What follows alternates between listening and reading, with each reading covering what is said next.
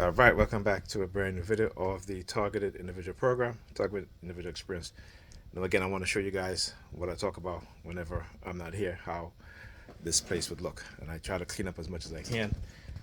All right, look. So, walked in, right? And there's a sausage box on the floor, right? That should be in the recyclable, right? My daughter, I ordered her some clothes from the children's place. The socks is right there, you know, right there. So she opens it up, puts it on the floor. Look, brand new shirt on the floor from the children's place. Open up, leave it on the floor. A brand new book bag, leaves it on the floor. Right? Her mother's here now. Don't let her pick up at all because she's not like that herself. In the kitchen is always a mess. Like I said, I refuse to clean it. I cleaned it once and cleared on all the stuff on here. She left it on here. But this is what I talk about when I come in here. Right? And I keep telling her, I said, when I leave here at night, I wash the dishes. Right? I never leave here with the sink full of dishes. I said, the least you can do is that on a Monday when I come here, if you cook on a Sunday, that you should at least wash up the dishes. But no, look.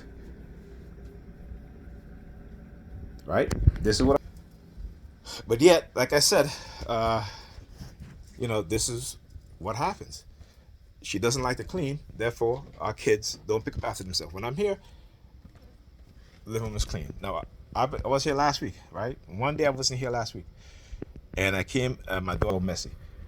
Again, all the stuff. Leaving clothes on suitcases. Look at this. Big pile of here. Look at my daughter area. Right? Again, messy. I was here last week, kept it clean because I made her pick up after herself. Mother's here. I'm not here. This is what happened. Again, clean up all of this stuff. I showed you guys in the video I did. Pam will fold up clothes or take clothes out of my daughter's drawer, leaves them right there. Right? And who's cleaning up? She's not going to clean it up. I'm going to have to clean it up. Let's look.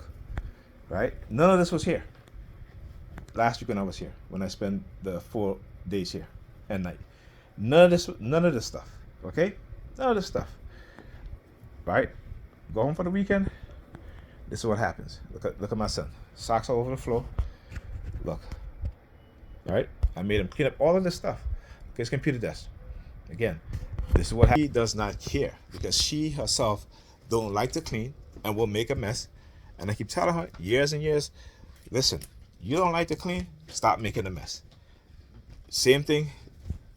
I mean, it is infuriating when I come here. I deal with a lot of stress just coming in here and walking into this stuff. Right? But this is what they have her thinking or believing that this is fine. That this is totally okay. And they can say, oh, well, she's depressed. When I was depressed, did they give a shit about my depression? No. They engage in using my depression to manipulate me. Right? They use whatever things that are happening in my life that was negative to manipulate me, try to entrap me using covert warfare, covert psychological warfare. Right? This is, again, and whenever I clean, they start using their sirens. Oh, you shouldn't clean. Oh, you a simp because you clean it.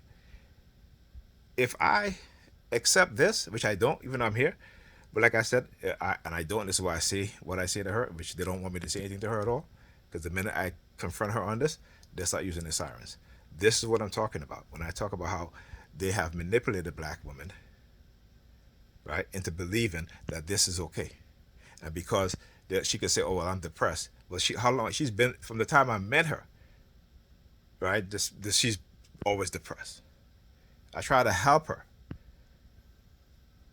Don't want to listen because they want to do whatever they want to do, right? And the excuse it again because they get them to accept Jesus Christ because they know accepting Jesus Christ means that you're going to hate your kids, your family, as much as you say you love them, but your action shows you that you do not love them. But because we've been conditioned to say things that make us feel good about ourselves and to each other, right? We ignore the actions, right? That is negative towards ourselves and each other and our children and our family. This is what they do. So this is, like I said, see this?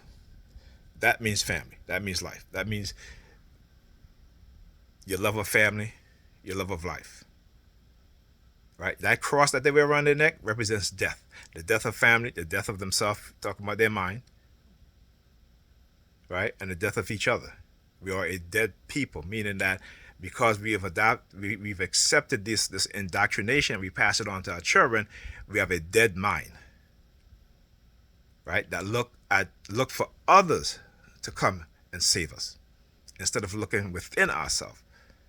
Right? And they don't want you to look within yourself to be your own savior, to be each other's savior. But they look within themselves to be each other's savior, to be the savior of themselves and each other. Understand the con game that they're playing and what they're doing to us. All right? Like I said, they will always try to justify things. All right? Yet when somebody does something to them because of what they've done, they talk about give them grace. No, you don't get grace because you don't give grace. All right? Talk to you guys in the next video.